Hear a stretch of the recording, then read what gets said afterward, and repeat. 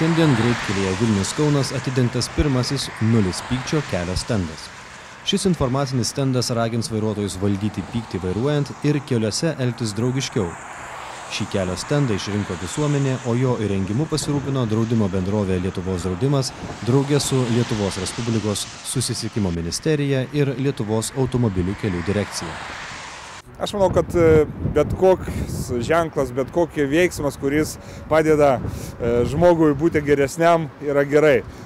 Būtent kada nuo nuotaikos priklauso ne tik tavo gyvybė, bet ir kitų gyvybė keliuose, tai yra labai svarbu. Ir labai svarbu, kad ta iniciatyva kilo iš visuomenės.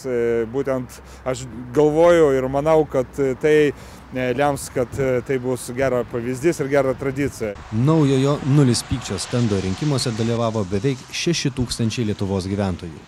Jie iš 6 kelio stendo dizaino variantų išrinko tą, kuris geriausiai jų nuomonė padės mažinti pykčio lygį Lietuvos keliuose.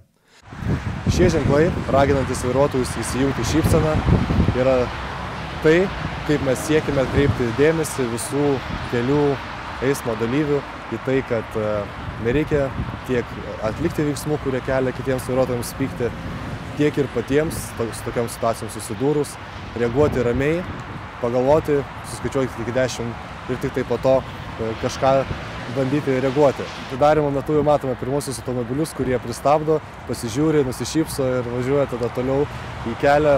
Tikimės, kad su tokia emocija visi vairuotojai ir priims šitą ženklą.